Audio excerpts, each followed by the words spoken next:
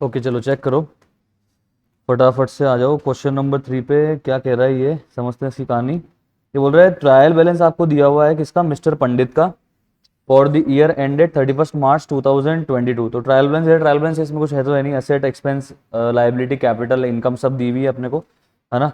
और बोला क्या है बनाने के लिए, अपने को बोला है कि भैया मैन्युफैक्चरिंग अकाउंट बनाओ, ट्रेडिंग अकाउंट बनाओ और पी एंड एल अकाउंट बनाओ, ठीक है। अपने को एडिशनल इन्फॉर्मेशन क्या क्या दी है तो एक बार मैं चेक कर लेता हूँ। तो एक तो स्टॉक ऑफ फिनिश गुड्स मुझे दिया हुआ है at the end of the year, तो ये मुझे दिया हुआ है। तो इसका ट्रीटमेंट कहाँ होता है, एक तो जाएगा ये ट्रेडिंग में और एक जाएगा कमॉन ये कहाँ पे, बैलेंस शीट में, trading plus balance sheet, okay. फिर बोल रहा है प्रोविजन बनाना है, एक बार चेक करना पहले प्रोविजन पुराना था क्या। हाँ तो जो था ना वहां पे स्टार मार्क कर दो, क्योंकि इसमें एडजस्टमेंट आ जाएगा ना अभी कि भाई प्रोविजन बनाना है। इसके बाद डेप्रिसिएशन खुद ही बोल रहा है ये अपने को कि भैया डेप्रिसिएशन आपको बिल्डिंग पे और प्लांट एंड मशीनरी पे प्रोवाइड करना है। तो जाके बिल्डिंग पे और प्लांट एंड मशीनरी पे जाके स्टार मार्क कर दो फटाफट से, बिल्डिंग और plant and machinery star mark कर दिया, डेप्रिसिएशन चार्ज करना है, ठीक है। एक मिनट, मेरे को वही वही देखना है कि इसमें प्रॉब्लम क्या है। हो गया भाई, आ गया। हाँ नो प्रॉब्लम, उसमें कोई चिंता नहीं है।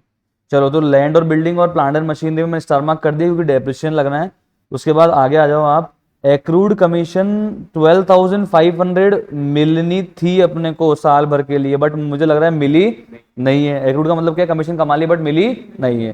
तो ठीक है सर, एक बार देखो कमीशन इनकम कहीं पे दी हुई है क्या आपको, क्रेडिट साइड में देखो, नहीं दी हुई, चलो कोई नहीं, तो मतलब ये एडिशनल में आ जाएगा। Interest has accrued on investment, investment पे भी इंटरेस्ट एक्रू हो चुका है, देखो क्रेडिट साइड पे इंटरेस्ट इनकम दी हुई है कहीं पे, नहीं दी हुई, ठीक है, तो ये भी एडिशनल इन्फॉर्मेशन में आ जाएगा। इसके बाद सैलरी आउटस्टैंडिंग है, चेक करो सैलरीज के नाम से अंदर दिया है क्या कुछ अपने को, डेबिट साइड पे देखो, डेबिट साइड पे कम ऑन दिया है ना सैलरी, स्टार मार्क कर लो। अच्छा ये जो अंदर 20,000 दी हुई है इसका मतलब ये तो सारी पेड है, ये तो सारी क्या है, पेड है। अच्छा प्रीपेड इंटरेस्ट दिया है अपन ने, इंटरेस्ट प्रीपेड किया है, एक बार देखना डेबिट साइड पे इंटरेस्ट एक्सपेंस कहीं पे दिया है क्या। चलो इस पे भी आए, इस पे भी जमा कर लो कि 7,000 में से पे तो किया है पर इसमें से 1,500 तो प्रीपेड है, इसमें 1,500 रुपये तो क्या है, कम ऑन प्रीपेड है। तो अब बनाना है मैन्युफैक्चरिंग ट्रेडिंग, ठीक है भैया। अब देखो सबसे आसान काम और सबसे बढ़िया काम तो ये है कि जो भी अपने को जिसमें भी एडजस्टमेंट नहीं है उसको उसके मुकाम तक छोड़ के आ जाओ, स्टेप बाय स्टेप, ठीक है। तो पहले पॉइंट से स्टार्ट करते हैं, बताओ ये opening stock of raw material कहाँ पे आएगा, कमॉन कहाँ पे आएगा बोलो, मैन्युफैक्चरिंग में, चलो फटाफट से चलो फर्स्ट।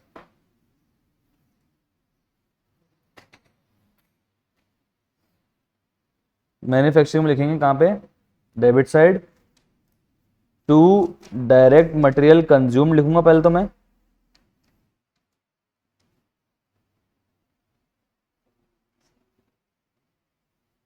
और इसके अंदर लिखूंगा मैं कमॉन क्या, ओपनिंग रॉ मटेरियल कितना है कमॉन, 1,50,000। अब लगे आ तो इसका काम तो पूरा कर देते हैं, परचेज ऐड करवा दो, 5 लाख की परचेज ऑफ रॉ मटेरियल, ठीक है। क्लोजिंग रॉ मटेरियल दिया है क्या आपको, क्लोजिंग रॉ मटेरियल दिया, चेक करो, एडिशनल इन्फॉर्मेशन में तो नहीं दिया हुआ था और अंदर दिया हुआ वैसे भी नहीं है, तो इसका मतलब क्लोजिंग में कुछ बचा ही नहीं है मेरे पास में, जित फर्स्ट रिटर्न दिया हुआ है तो बताओ कितना है,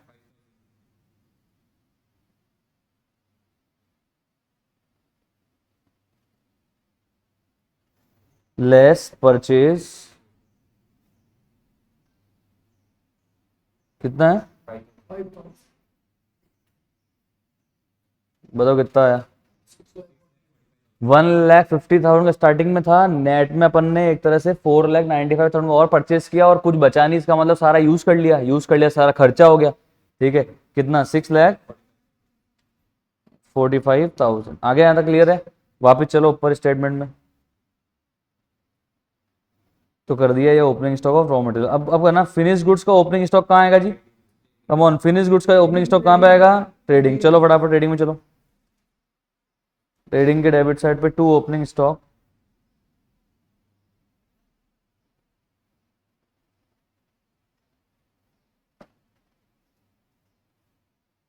कितने रुपए का है, 75,000, ठीक है जी, ओके। अब क्लोजिंग और स्टॉक ऑफ फिनिश गुड्स भी अभी हाथों हाथ कर देते हैं, अपने को पता है यहाँ तो आना ही है। क्रेडिट साइड में लिख देते हैं बाय, ट्रेडिंग के क्रेडिट में लिख दो by closing stock of finish goods. कितना दिया हुआ था एडिशनल में, चेक करना, 1 लाख। अच्छा, closing stock of finish goods और कहाँ पे दिखेगा, पर अपने को बनानी नहीं है, बनानी होती तो वहाँ दिखा देते। ठीक है, बोली तो है नहीं उन्होंने, ठीक है, तो अभी अपन पंचायत नहीं कर रहे फालतू, चले आगे। Okay, purchase of raw material का ट्रीटमेंट अपन कर ही चुके हैं। लैंड एंड बिल्डिंग में डेप्रीसिएशन है, इसका बाद में देखेंगे ट्रीटमेंट। लूज टूल्स कहाँ जाएगा सर, है तो अपना असेट ही, याद करो इसको। अपन जब क्लास 12th की आपने बैलेंस शीट पढ़ी होगी तो इसको हम लोग है ना इन्वेंट्री में दिखाते हैं। क्या दिखाते हैं इसको, इन्वेंट्री के हेड में दिखाते हैं। हालांकि इन्वेंट्री नहीं होती, लूज टूल मतलब पाना पेचकस। पाना पेचकस में बेचने के लिए लाता नहीं हूँ, बट मैं जब बैलेंस शीट बनाता हूँ ना कंपनीज के फॉर्मेट से, तो मैं इसको इन्वेंट्री की हेडिंग में दिखाता हूँ। असेट में, करंट असेट में, इन्वेंट्री के अंदर मैं लूज टूल्स दिखाता हूँ 30,000 में। तो अपन अभी चलते हैं फिलहाल कहाँ पे, पर अब तो बनाना तो है ही नहीं मेरे को बैलेंस शीट। बैलेंस शीट बनाना होता तो कहाँ दिखा देते इसको, असेट साइड में। आगे चलते हैं, प्लांट एंड मशीनरी का भी अभी ट्रीटमेंट नहीं कर रहे अभी हम कुछ भी, आगे चलते हैं। इन्वेस्टमेंट भी कहाँ दिखेगा, वही बैलेंस शीट में, असेट साइड में। बैलेंस शीट तो बनानी नहीं, चले आगे। कैश इन हैंड भी कहाँ दिखेगा, बैलेंस शीट असेट साइड बनानी नहीं है, चलो आगे। कैश एट बैंक कहाँ दिखेगा, असेट साइड में, चलो आगे। फर्नीचर फिक्सचर कहाँ दिखेगा, बैलेंस शीट में, असेट साइड, चलो आगे। अच्छा, ये फिक्सचर्स क्या होता है, फिक्सचर्स, व्हाट इज फिक्सचर्स? जो एक तो जैसे मूवेबल फर्नीचर है, जैसे मूव कर लो, टेबल लेबल उठाए कहीं भी रख लो। और एक होता है ना अपन जो फिक्स कर देते हैं, दीवार दीवार पर लगा देते हैं अपने जो शोकेस वगैरह होते हैं, ठीक है, उसको बोलते हैं फिक्सचर्स। फर्नीचर का पार्ट ही होता है। और इसमें ना कई बार जैसे ये इलेक्ट्रिक फिटिंग्स वगैरह है ना, इसको भी फर्नीचर का पार्ट ही माना जाता है। अब जैसे फिक्स है ट्यूबलाइट, अब ये है तो असेट ही। फैन है तो असेट ही। अब फैन को क्या बोलेंगे, कोई फैन के नाम का अलग से असेट तो बनाएंगे नहीं ना, तो इसको क्या फर्नीचर फिटिंग्स के, फर्नीचर और फिटिंग्स का पार्ट ही बना देते हैं। बिल रिसीवेबल क्या है सर, असेट है, कहाँ दिखेगा, बैलेंस शीट में। डेटर भी क्या है, असेट है, कहाँ दिखेगा, बैलेंस शीट में। ड्राइंग, ये तो कैपिटल में से माइनस होगा, ये भी मेरे ट्रेडिंग पेंडल मैन्युफैक्चरिंग में तो नहीं आ रहा। सैलरीज कहाँ आएगा, पी एंडल में। इसका ट्रीटमेंट अभी करना है, इसमें स्टार लगा बाद में करेंगे, लास्ट में करेंगे। कोल एंड फ्यूल, फ्यूल, कोल और फ्यूल कहाँ लगा होगा, फैक्ट्री में। ऑफिस में कोल लगाते हैं क्या, ऑफिस में डीजल पेट्रोल काम आता है क्या भाई, नहीं। ऑफिस में कोल काम आता है नहीं, कहाँ आएगा, फैक्ट्री में। तो ये फैक्ट्री का खर्चा है, मैन्युफैक्चरिंग में जाएगा। चलो भैया मैन्युफैक्चरिंग में चलो। अच्छा, पहले ना ये देखो चेक करा मैंने, तो ये डायरेक्ट वेजेस भी मुझे यहाँ पे दी हुई है इन्होंने, डायरेक्ट वेजेस फैक्ट्री की। नहीं जरूरी है रे, कोई जरूरी नहीं है, पर मैं तो एक बार यहाँ जगह छोड़ देता हूँ डायरेक्ट वेजेस की। कितना था डायरेक्ट वेजेस वैसे बाय द वे, नीचे था।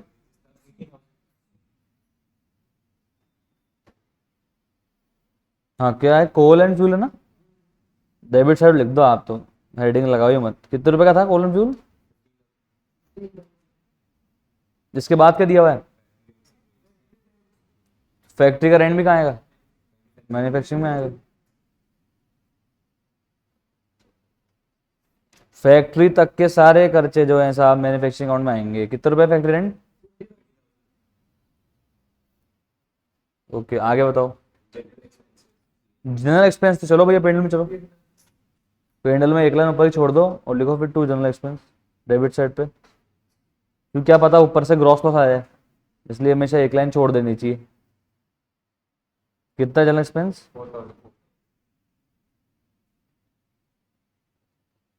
आगे बताओ। एडवर्टाइजमेंट है क्या, कहाँ जाएगा, पी एंडल में। कितना है, 5,000, इसमें कोई एडजस्टमेंट नहीं है। आगे बताओ।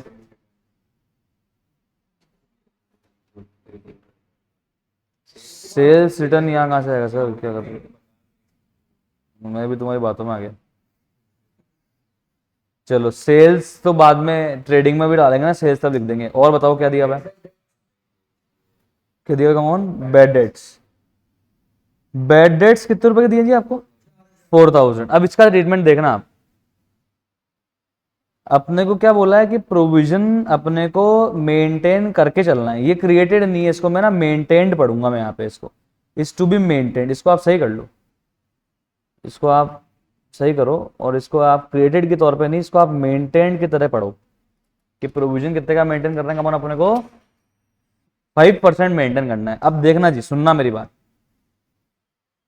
अब ये इंपॉर्टेंट कॉन्सेप्ट है।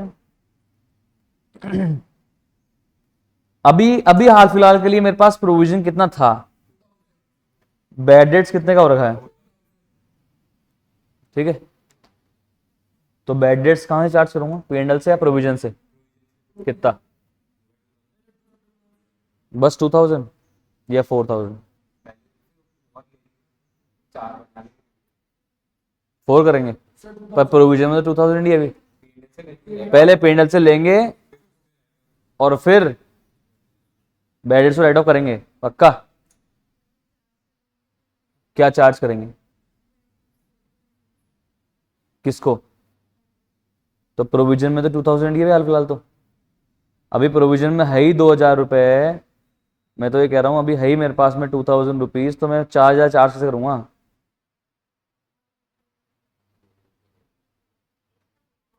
अब देखना इसका सीक्वेंस क्या होता है, समझना। पहली बात तो ये, इसमें बहुत ज़्यादा इंपॉर्टेंट बात है समझने के लिए कि जब भी हमको प्रोविजन दिया हुआ होता है और प्रोविजन आगे मेंटेन करने के लिए भी बोला हुआ होता है, सुन ले, पहले सुन ले भाई, मत चला कैलकुलेटर।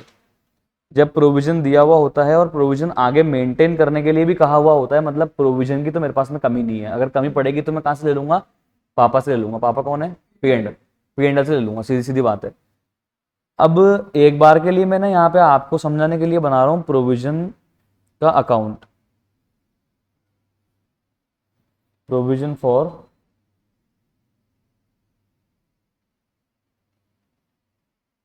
बैड डेट्स,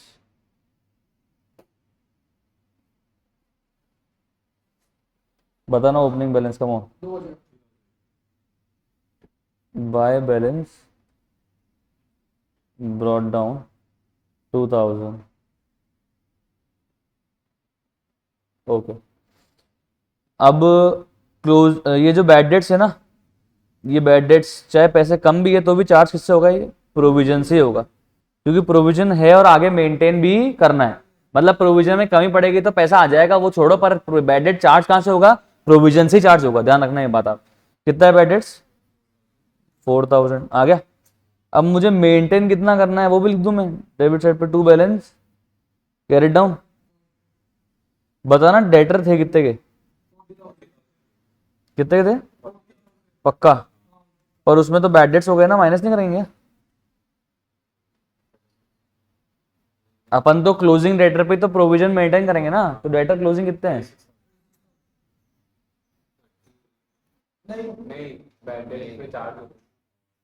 बोलो बोलो, सब 11 12 पढ़ के आए हो आप लोग, हाँ दीदी बोलो ना आप दोनों इधर आ जाओ ना यार, थोड़ा इधर, इधर आ जाओ इस तरफ। क्लोजिंग डेटर कितने हैं मेरे को ही जानना है,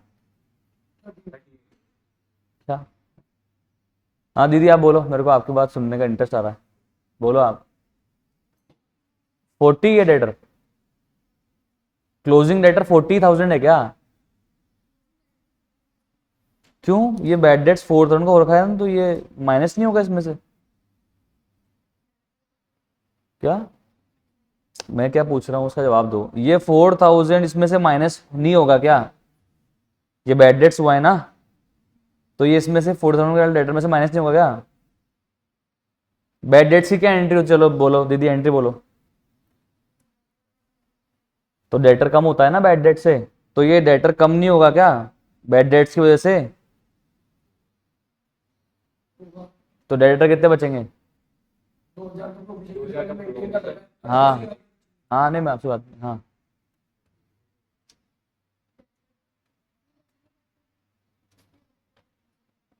अरे यार तू तो रट पकड़ ली, 40,000 पे होगा, मैं पूछ रहा हूँ जो समझ ही नहीं रही, वो तो बच्चों वाली बात हो गई कि नहीं नहीं जी बैड प्रोविजन तो 40,000 बनेगा, मैं पूछ रहा हूँ सुन ही नहीं रही है, मैं ये पूछ रहा हूँ कि हाल फिलहाल बैड डेट्स 4000 के अपने को दिए हुए हैं, इसमें कॉन्सेप्ट है दीदी सुनो ढंग से, इसमें बच्चा गलती करता है, आप सब 11 12 पढ़ के आ गए तो भी तुम अभी तक कंफ्यूज हो इनमें, सोचो आप कितनी मतलब वो वाली बात है अपने लिए, पर कोई बात नहीं सीख जाएंगे। 4000 का जो बैड डेट्स है मैं ये पूछ रहा हूँ बैड डेट्स की एंट्री होती है bad debts account debit to debtor. पहली एंट्री तो यही होती है चाहे प्रोविजन हो चाहे नहीं हो। प्रोविजन क्या तेल लेने, पहली एंट्री तो bad debt account debit to debtor ही होगी। तो वो एंट्री अब करनी है या हो चुकी है?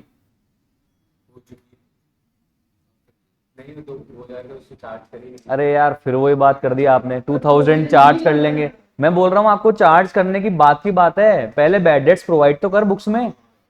एक्सपेंस को पहले डेबिट करेगा फिर P&L में चार्ज करेगा ना, या बिना डेबिट करे ही चार्ज कर देगा?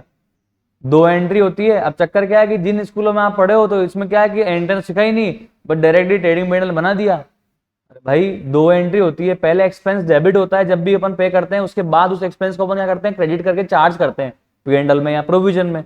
तो पहली एंट्री तो बैड डेट्स की क्या होती है, bad debts account debit to debtor.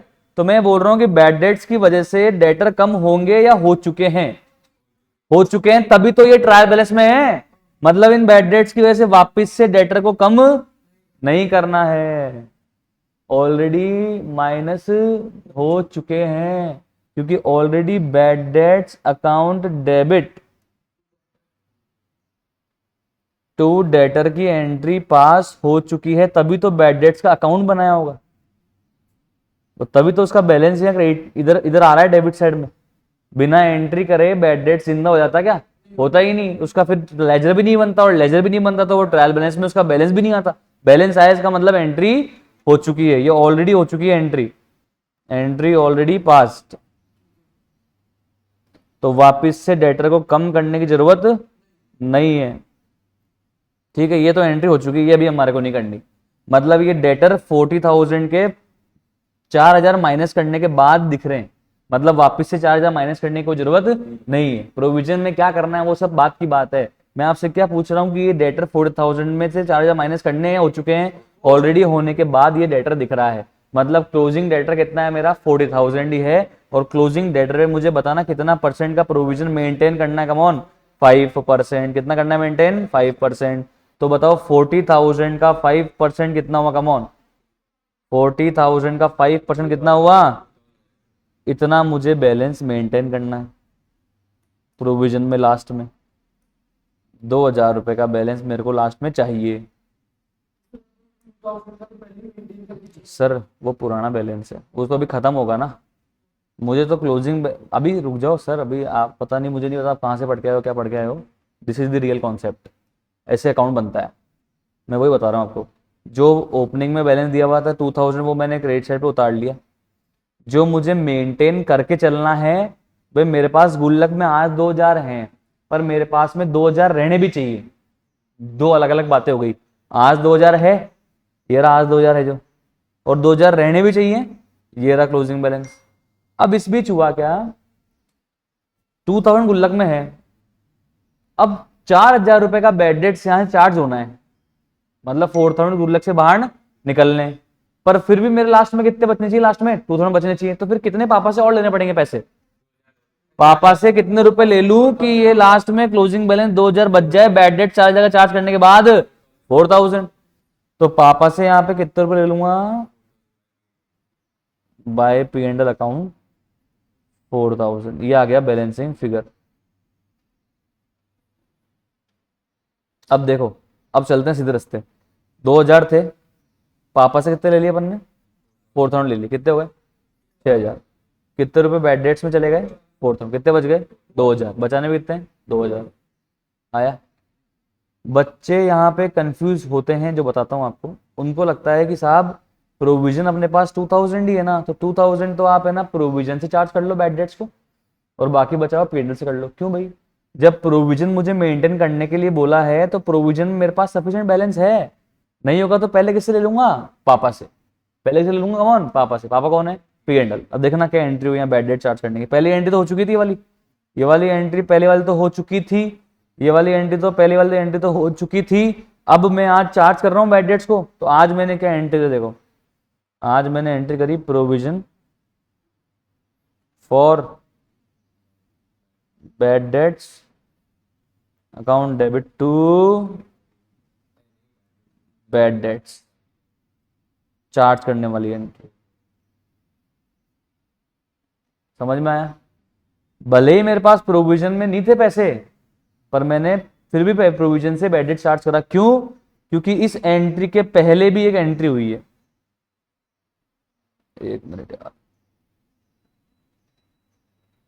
इसने क्या गायब कर दिया क्या मैं लिखा हुआ? हाँ ये रहा। थोड़ा सा मेरे को भी आया नहीं है चलाना पूरा प्रॉपर। मैं क्या उसको पढ़ाता हूँ ना फाइनल पे। It is new for me, सीख जाऊंगा पर मैं, इतना हार्ड नहीं है। ओके। अब अब एक बार बताओ, पहले बैड डेट चार्ज करने के लिए प्रोविजन में सफिशिएंट पैसा पड़ा है क्या? नहीं सर। तो इसके पहले एक एंट्री यहाँ पे अपने को करनी पड़ेगी क्या, कि पहले पापा से पैसा लेना पड़ेगा। और पापा से पैसा लेंगे तो पापा के पास पैसा कम हो जाएगा, प्रॉफिट कम हो जाएगा, P&L डेबिट कर देंगे। P&L debit to provision for bad debts. तो पापा से कितने रुपए लिए थे अपन ने पहले? 4,000। और फिर अपन ने 4,000 किस में चार्ज कर लिए? बैड डेट्स में। इस तरीके से एंट्री हुई। समझ में आया क्या आपको? ये बैड डेट्स की एंट्री तो ऑलरेडी हो चुकी थी, ये अभी हमने नहीं करी। अभी हमने कौन सी एंट्री करी है? सेकंड और थर्ड।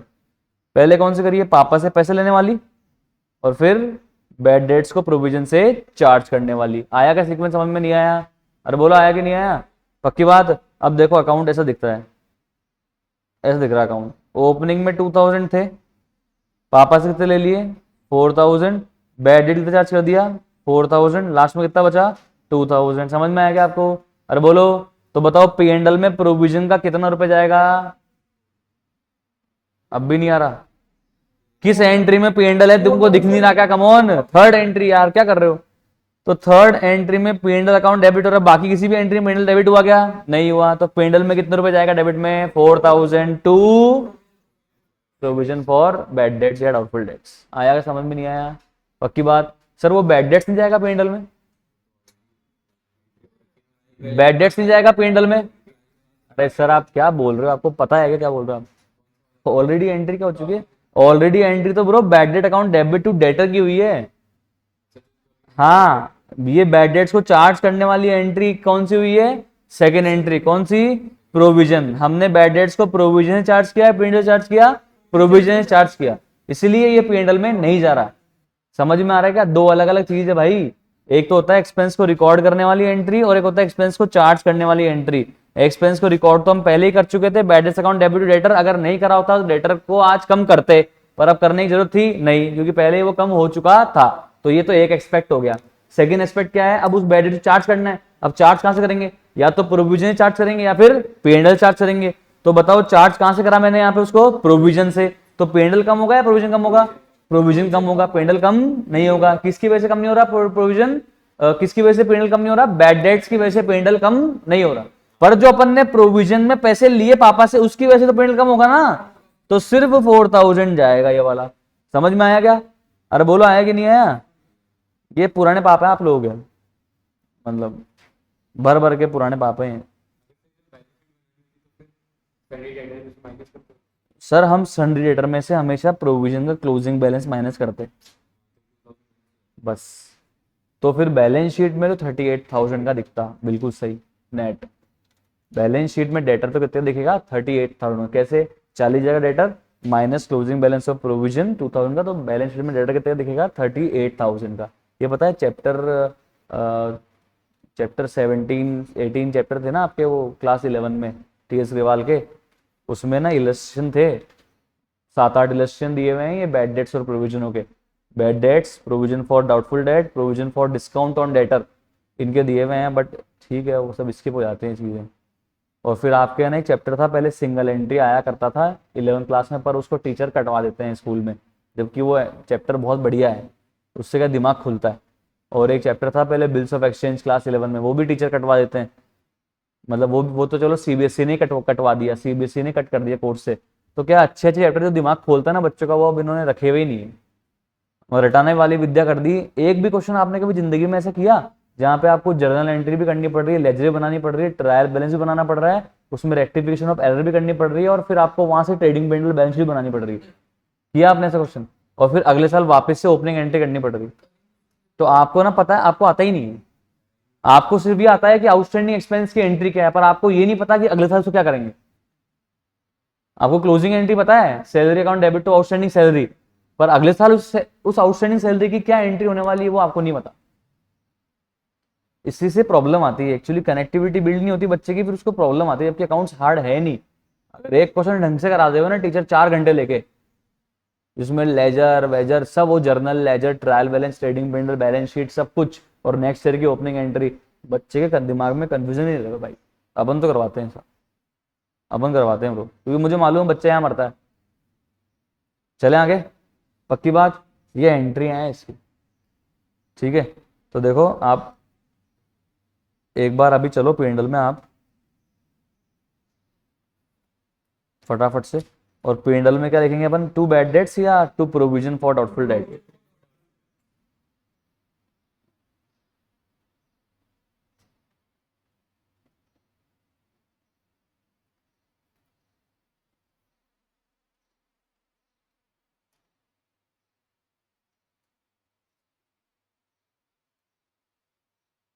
कितने रुपए, 4000, और इसका एक वर्किंग नोट बनाओ नीचे।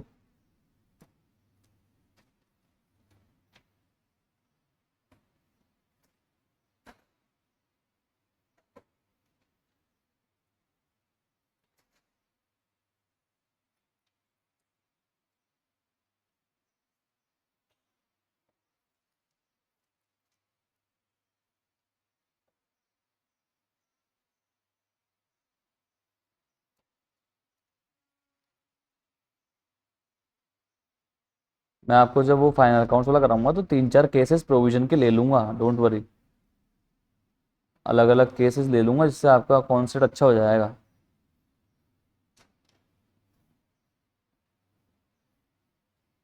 कई टीचर तो क्या करते हैं, पिंडल में एडलेस करा करोगे करवा देते हैं, न्यू प्रोविजनर फर्दर प्रोविजनर, क्या भाई एंट्री बताना यार।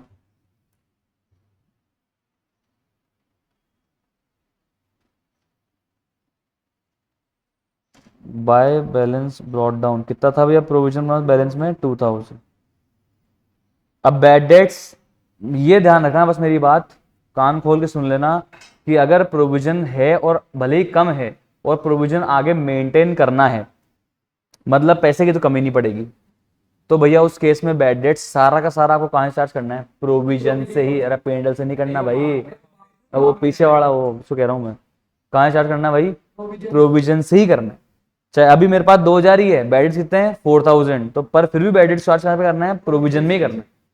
पहली एंट्री बैड डेट्स की क्या होती है हमेशा, bad debts account debit to debtor, और फिर अगली एंट्री या तो पेंडल चार्ज होगा और या फिर प्रोविजन चार्ज होगा।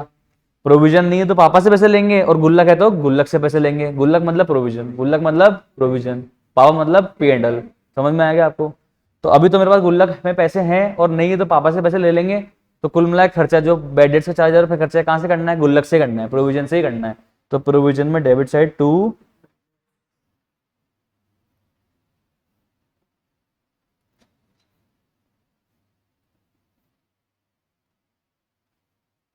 4000। कल मैंने 12th क्लास में ना, अभी मैंने एक चैप्टर स्टार्ट कर रखा है कैश फ्लो स्टेटमेंट, तो मैं 4 दिन से सिर्फ कैश फ्लो स्टेटमेंट का फॉर्मेट क्या होता है उसी भी डिस्कशन कर रहे हैं हम।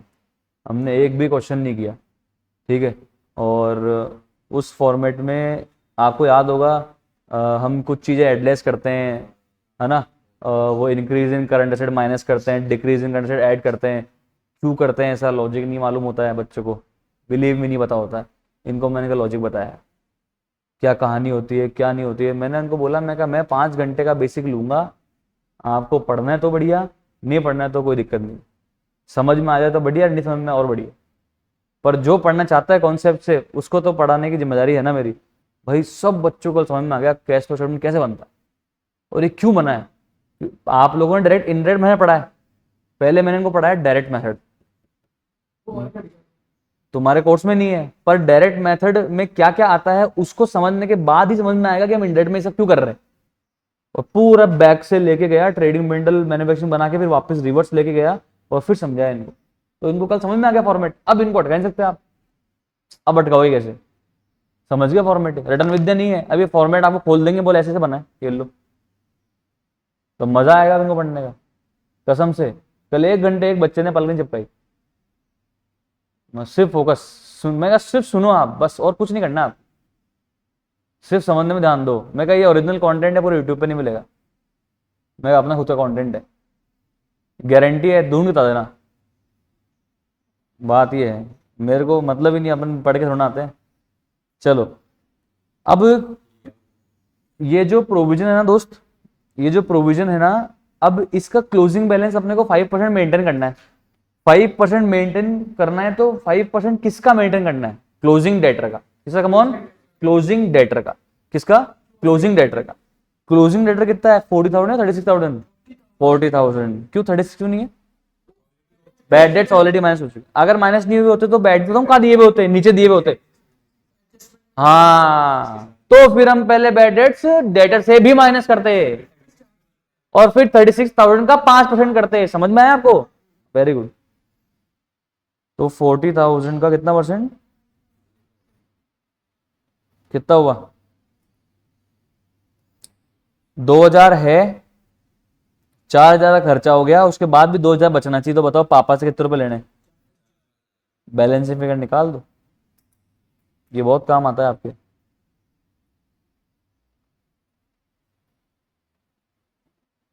By P and L account. बता इसको क्या बोलते हैं? देखो लिखना है यहाँ पे ब्रैकेट में। इसको बोलते हैं provision made during the year. हमने साल भर का कितना प्रोविजन बनाया, ये है वो 4,000। लिख ले भाई, लिख ले।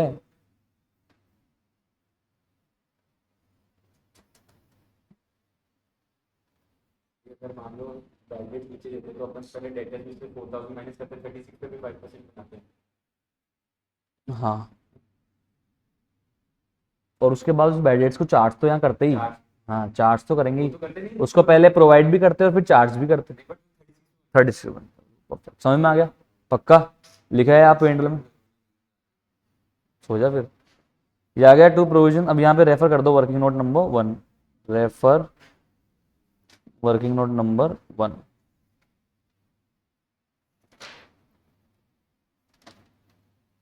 चले आगे? चलो आगे बताओ फटाफट। पावर कहाँ जाएगा?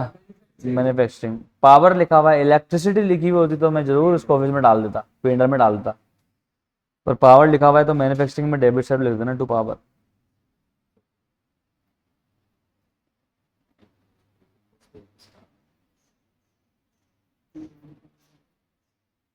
कितने का पावर? और क्या दिया हुआ? इसको तो बाद में करेंगे ना, इसको तो बाद में करेंगे, इंटरेस्ट पेड को तो छोड़ो। डिस्काउंट अलाउड कहाँ जाएगा? P and L. इसके बाद कैसे नहीं, आगे देख, कैरेज इनवर्ड। ये कैरेज इनवर्ड कहाँ जाएगा? मैन्युफैक्चरिंग में। कैरेज आउटवर्ड कहाँ जाएगा? पी एंडल में। कमीशन पेड कहाँ जाएगा? कमीशन पेड कहाँ जाएगा? पी एंडल में। चलो चलो लिखवाओ फटाफट। तो पी एंडल में पहले 3 चीज लिखवाओ मेरे को। एक तो ये डिस्काउंट अलाउड, कैरेज आउटवर्ड और कमीशन पेड।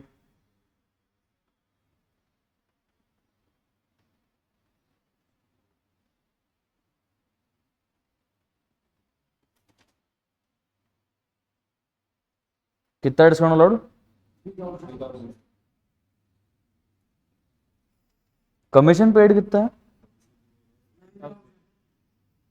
हम्म,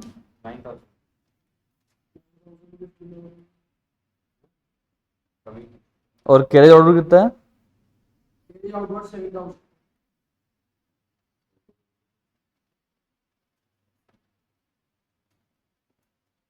कैरेज इनवर्ट तो कहाँ जाएगा? मैन्युफैक्चरिंग में। भाई परचेस का खर्चा है वो तो डायरेक्ट एक्सपेंस है, वहीं जाएगा। मैन्युफैक्चरिंग में लिखो फटाफट कैरेज इनवर्ट।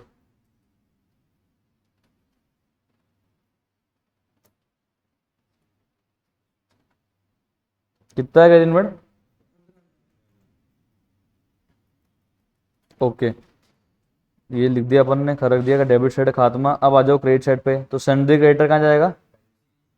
हाँ जी, बैलेंस शीट में लायबिलिटी साइड पर बनानी नहीं है, कोई बात नहीं, हटाओ। परचेज रिटर्न तो अपन माइनस कर ही चुके हैं। कैपिटल कहाँ जाएगा, बैलेंस शीट में, इससे मतलब नहीं है अभी अपने को। बिल पेबल कहाँ जाएगा, बैलेंस शीट में। Long term loan balance sheet में, प्रोविजन का हम कर ही चुके हैं ट्रीटमेंट। सेल्स कहाँ जाएगी, और ये बैंक ओवरड्राफ्ट बैलेंस शीट में, लायबिलिटी साइड, इससे भी अभी हाल फिलहाल मतलब नहीं है। चलो तो ट्रेडिंग में चलो फटाफट देखे।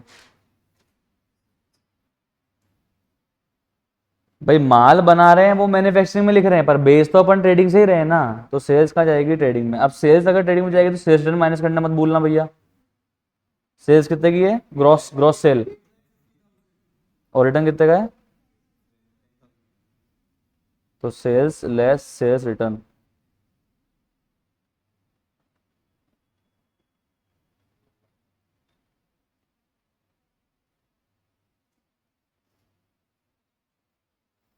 चले आगे, पक्का, ओके। अब आ जाओ एडजस्टमेंट वाले पॉइंट्स में, जहाँ पे स्टार लगे हैं उनको देखते हैं, आ जाओ। तो लैंड एंड बिल्डिंग और प्लांट एंड मशीनरी का डेप्रिसिएशन है, प्रोवाइड हो रखा है क्या, या करना पड़ेगा प्रोवाइड, कहाँ हो रखा है प्रोवाइड, एडजस्टमेंट में दिया हुआ है। प्रोवाइड होने का मतलब है कि एक भी एंट्री हुई हुई है क्या, नहीं हुई हुई। पहली एंट्री क्या होगी डेप्रिसिएशन की, depreciation account debit to building और टू प्लांट एंड मशीनरी। अगली एंट्री बता, ये तो पहली हुई है ना एंट्री, ये तो डेप्रिसिएशन को रिकॉर्ड करने की एंट्री हुई है। अब उसको चार्ज करने की एंट्री हुई, चार्ज करने की एंट्री क्या होगी, P&L account debit to depreciation. तो हमारे को कौन सी एंट्री से मतलब है, पहली या दूसरी, दूसरी, क्योंकि हम यहाँ पे बैलेंस शीट तो बना नहीं रहे, तो लैंड एंड बिल्डिंग की वैल्यू कम होके दिखती अगर बनाते तो। फर्नीचर की वैल्यू, प्लांट एंड मशीनरी की भी वैल्यू कम होके दिखती बनाते तो बैलेंस शीट पर, बना तो रही नहीं है। तो हम तो क्या करेंगे, P&L में डेप्रिसिएशन वाली जो एंट्री चार्ज करेंगे वो वाली एंट्री रिकॉर्ड कर लेंगे। अब हाँ, अब वही अब अपन यहाँ पे मैन्युफैक्चरिंग और भी बना रहे हैं, तो प्लांट एंड मशीनरी मैन्युफैक्चरिंग में यूज हुई होगी, तो प्लांट एंड मशीनरी का डेप्रिसिएशन मैन्युफैक्चरिंग अकाउंट में जाएगा, और बिल्डिंग का डेप्रिसिएशन अपने। अब सवाल यह है कि ये फैक्ट्री की बिल्डिंग है क्या, ये ऑफिस की बिल्डिंग है। अगर ये बिल्डिंग फैक्ट्री की हुई, अब ये है सवाल, इसका जवाब भी इसमें क्वेश्चन में दिया हुआ है। बेटा मोबाइल रख दे।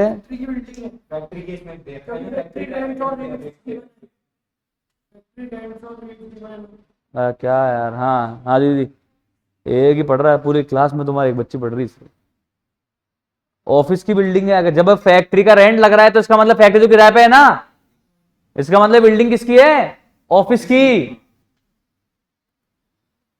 फैक्ट्री का रेंट दे रहा है मतलब फैक्ट्री तो किराए पे है, मतलब ऑफिस अपना है, तो ये ऑफिस की बिल्डिंग है। और ऑफिस की बिल्डिंग का डेप्रिसिएशन तो कहाँ जाएगा, ये P&L में। आया कि नहीं आया, अरे बोलो आया कि नहीं आया, है हाँ हाँ। मैंने पूछा था उस दिन भी, ये पहले भी लास्ट वाली क्लास में, उसमें भी अटक गए थे। हाँ, अब मुझे पता नहीं किसने दिया था, बस नहीं दिया तो मेरे को तो आता है।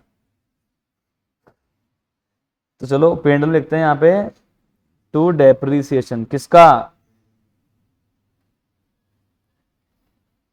बिल्डिंग का। कितना है भाई, लिखना, तू लिख क्यों नहीं रहा है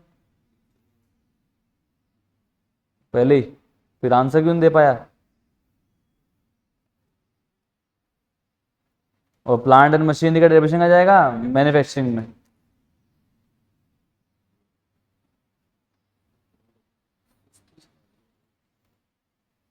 सुस्ती छा रही है तो जीवन में सो आराम से।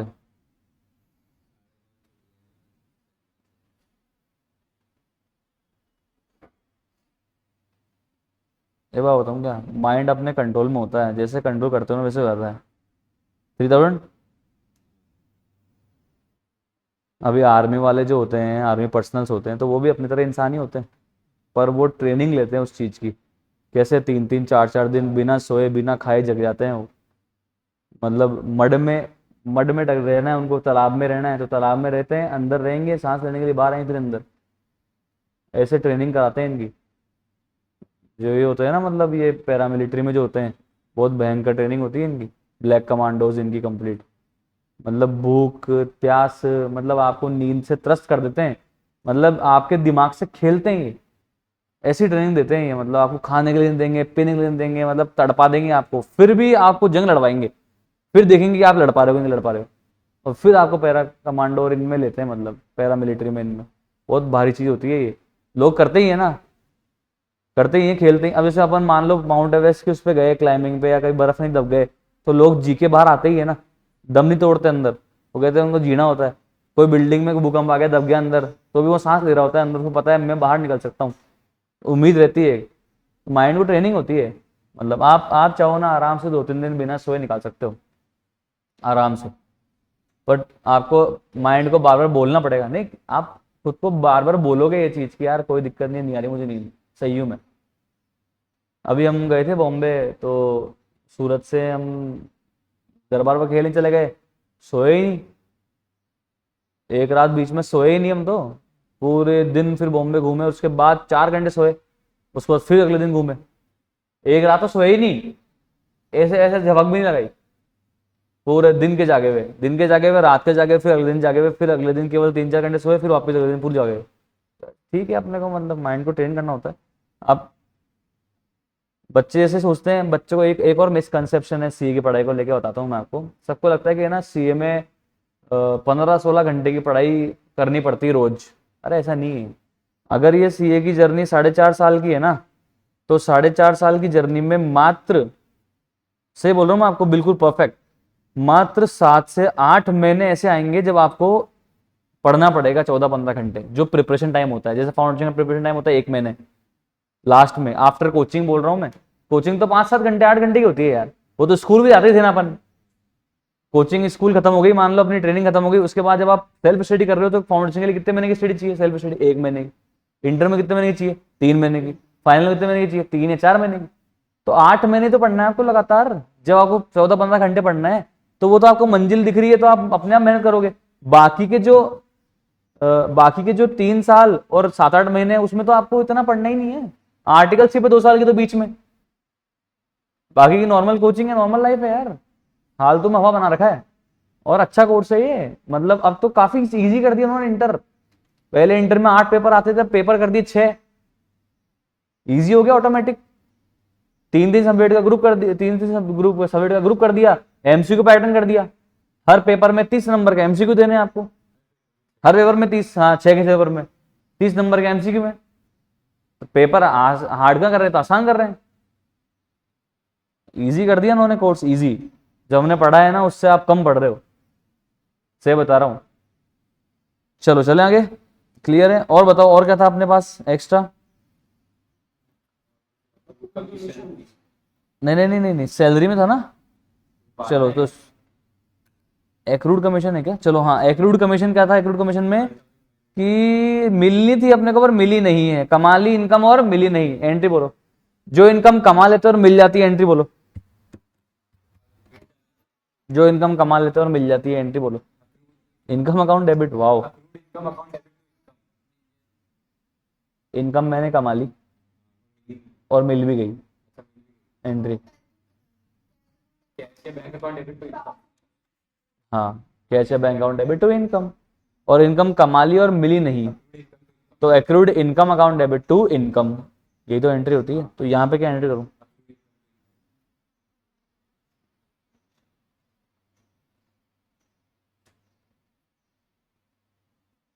लिख लो ये एंट्री, मेरे को तो आती है, मैं तो बन चुका हूँ CA. Accrued commission account debit to commission.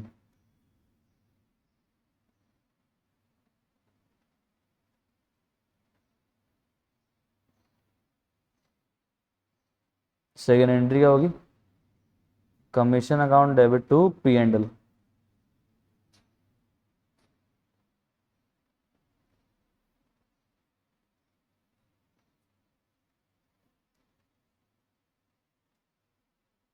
Accrued commission account debit to commission first entry, और सेकंड एंट्री हो जाएगी commission account debit to P and L. समझ में आ रहा है? और ये एक्रूड कमीशन कहाँ दिखाया जाएगा? बिल्कुल सही, बैलेंस शीट में एसेट साइड। ये दोनों एंट्री कर लेना बिना उसारी करे। तो पहले तो मैंने इनकम को रिकॉर्ड करा, और उस इनकम को रिकॉर्ड करके मैंने कहाँ ट्रांसफर कर दिया? पीएनडल में। तो पीएनडल में क्रेडिट साइड आ जाएगा बाय कमीशन। अब बच्चों लगता है कि पीएनडल में क्रेडिट साइड आएगा बाय एक्रूड कमीशन, अरे दिमाग खराब है। एक्रूड कमीशन कैसे आएगा? कमीशन आएगा, पर ठीक है, अगर आप इन दोनों की नेट एंट्री करते हैं तो जरूर एक्रूड कमीशन आता है। पर नेट क्यों होगी? पहले तो नॉर्मल एंट्री होगी ना इनकम की, इनकम मिलेगी तो इनकम कैश या bank account debit to income करेंगे, इनकम कमा ली और नहीं मिलेंगी तो accrued income account debit to income करेंगे। समझ में आ रहा है? और फिर उस इनकम को कहाँ पे ट्रांसफर कर देंगे? P&L में। स्टेप बाय स्टेप चलो ना यार, समझ में आया कि नहीं आया बोलो? पक्की? पक्की? चलो इसकी बताओ entry. Interest has accrued on investment, इसकी भी यही एंट्री होने वाली है। लिखो एंट्री लिखो।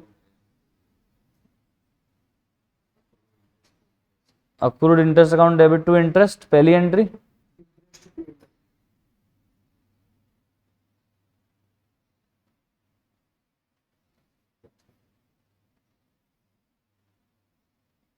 सेकेंड एंट्री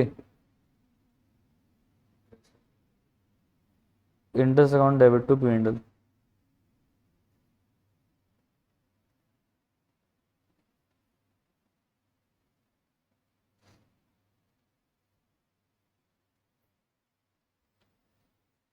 चलो अब चले P&L में, दोनों इनकम को क्रेडिट करके आता है।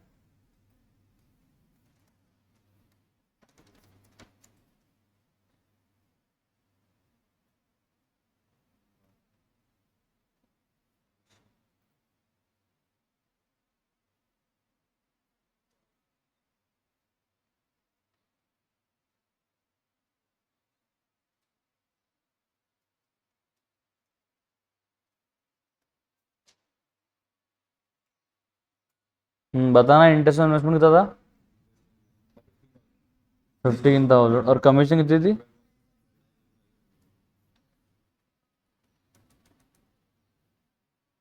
आया कि नहीं है बोलो? पक्का है? सेट है? अब अगला बताओ क्या एडजस्टमेंट बचा है। चलो सैलरी तो देखो, मेरी बात सुनो, सैलरी पे कितनी कर रखी? 20,000। तो वो तो है सैलरी जिसका फायदा ले लिया और पे भी कर दिया। और आउटस्टैंडिंग सैलरी कितने रुपए की है? 2,000 सैलरी ऐसी, इसका फायदा तो ले लिया बट पे नहीं किया। तो समझना मेरी बात, सैलरी आउटस्टैंडिंग की एंट्री क्या होगी? पहली एंट्री होगी, अच्छा सुनो मेरी बात, जो सैलरी अपन ने पे की होगी उसकी क्या एंट्री कर चुके हैं? उसकी क्या एंट्री कर चुके हैं? Salary account debit to cash या बैंक एंट्री कर चुके हैं। 20,000 20,000, तभी तो सैलरी का डेबिट बैलेंस कितना दिख रहा है? 20,000 आपको दिख रहा है, ये हो चुका है, ये हो चुका है। जब सैलरी डेबिट में खड़ी है ना 20,000, ओके। चलो अब बताओ आउटस्टैंडिंग सैलरी की एंट्री करोगे? अगर सैलरी पे करते हो salary account debit to cash या बैंक, और नहीं पे कर रहे हैं salary account debit to outstanding salary, simple है। तो salary account debit to outstanding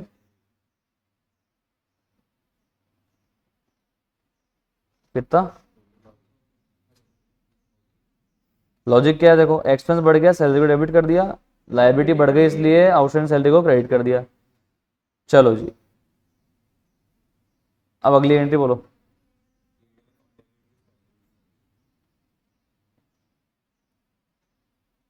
अच्छा आपको एक बात बताता हूँ, सैलरी और इनकम अकाउंट के बैलेंस ईयर एंड पे कभी भी जिंदा नहीं रहते। अगर एक्सपेंस डेबिट हुआ है ना तो उसको क्या होना पड़ेगा? क्रेडिट होना ही पड़ेगा। इनकम क्रेडिट हुई है ना तो उसको क्या होना पड़ेगा? लास्ट में जाकर डेबिट होना ही पड़ेगा, उसको अपने बैलेंस को मारना ही पड़ेगा। इनकम और एक्सपेंस के बैलेंस कभी जिंदा नहीं रह सकते, क्योंकि बैलेंस शीट में सिर्फ असेट लायबिलिटी और कैपिटल ही दिखते हैं, एक्सपेंस और इनकम के बैलेंस कभी भी दिखते नहीं है। हाँ, एक्सपेंस और इनकम को अपन मार के क्या निकालते हैं? उसको रस निकालते हैं, प्रॉफिट या लॉस। एक्सपेंस को इनकम से मैच करते हैं और प्रॉफिट आता है या फिर लॉस आता है, और उसको कहाँ ट्रांसफर कर देते हैं हम लोग? कैपिटल अकाउंट में। पर एक्सपेंस और इनकम के बैलेंस कभी जिंदा नहीं रहते, ये ध्यान रखना, ठीक है? चलो बताओ अमाउंट कितना आएगा?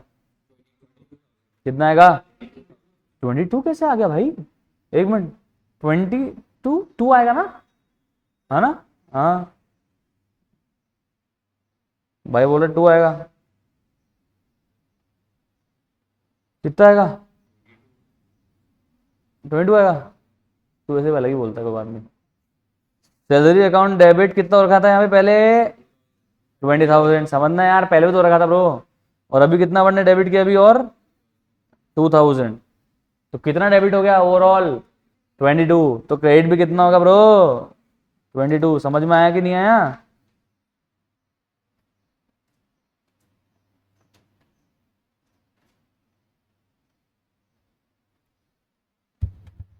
आया कि नहीं आया बच्चों की बात?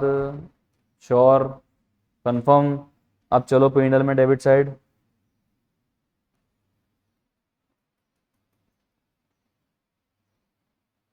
और लिखो टू सैलरी।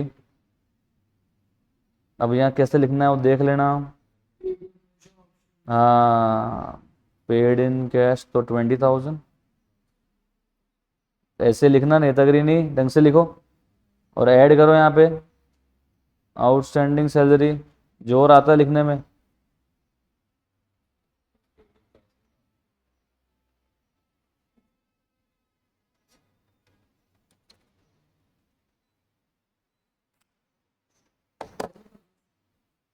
मेरे पास पंखा नहीं है ना ब्रो।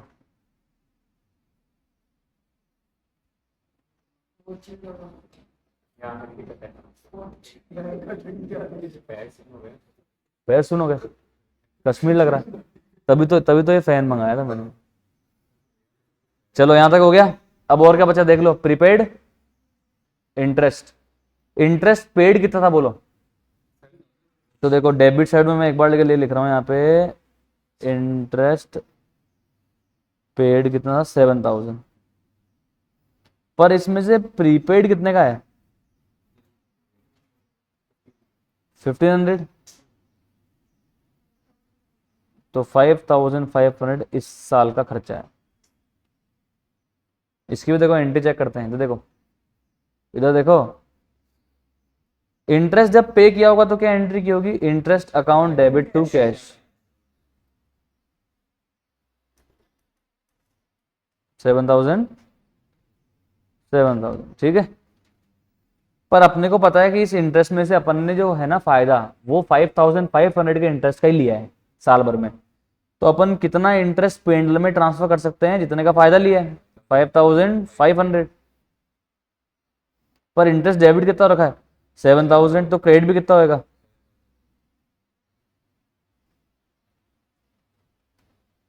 अब इस 7,000 में से पूरा का पूरा पेंडल में डाल नहीं सकते इसको अपन, क्योंकि पेंडल में कितना जाएगा? जितने का मैंने फायदा लिया।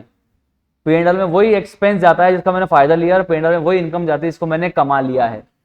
जिसको मैंने कमाया नहीं वो पेंडल में इनकम नहीं जाती। जिस एक्सपेंस का मैंने फायदा नहीं लिया, भले ही पे कर दिया, वो भी पेंडल में नहीं जाता। तो फिर वो बचा हुआ 1,500 रुपये कहाँ जाएगा? वो मेरा एक्सपेंस नहीं होगा, वो मेरा असेट बन जाएगा। और उसको क्या बोलते हैं हम लोग? Prepaid expense. और उसको बैलेंस शीट में दिखाएंगे कब तक? जब तक इसका फायदा नहीं ले लेते तब तक। समझ में आ रहा है? क्लियर? ये है इसकी एंट्री साहब। ये तो ऑलरेडी हो चुकी थी, और ये अभी अपन ने एंट्री करी है। अब क्लोज करो साहब। अब मैन्युफैक्चरिंग को क्लोज करो।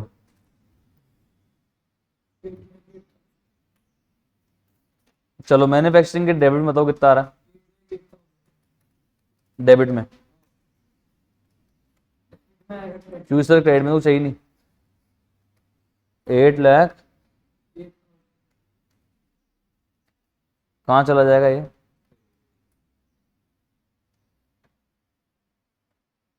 इसको बोलते क्या है? By cost of production transferred to.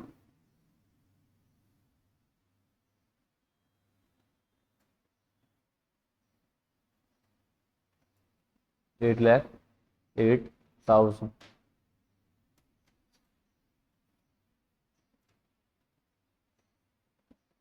आया? पक्का? अब चलो ट्रेडिंग में चलो, डेबिट साइड। या लिखो टू मैन्युफैक्चरिंग अकाउंट। क्योंकि अब अपन बना बनाया माल तो परचेस करते नहीं, अपन तो बनाते हैं। तो अपन ने 8,08,000 का माल बनाया।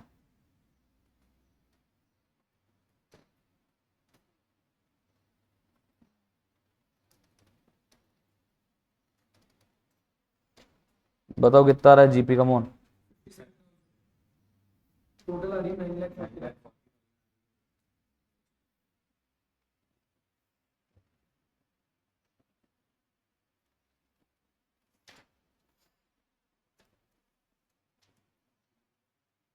अपन लिखते तो हैं to gross profit transfer to P and L, but entry होती है trading account debit to P and L. कितना आ रहा है ब्रो?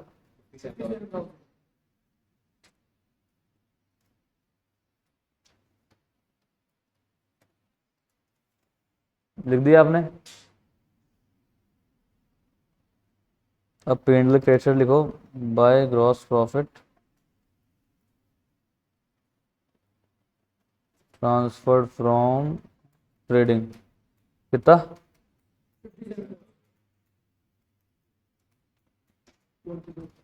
अब कितना रहा नेट प्रॉफिट? क्रेडिट साइड में कितना रहा टोटल?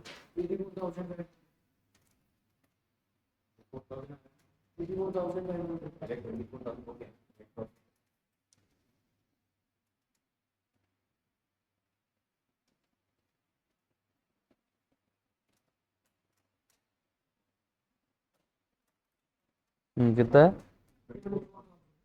24,000। हो गया मैच कंप्लीट। सो ये था आपके क्वेश्चन नंबर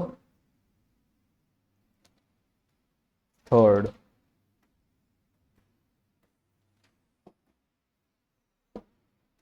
क्वेश्चन नंबर 1 तो बिल्कुल आसान था, वो अपन ने कल मतलब कर ही लिया था, कल बताया था, मैंने डिस्कस कर लिया था, खत्म हो गया था, आसान था। इसमें कोई प्रॉब्लम आई क्या आपको?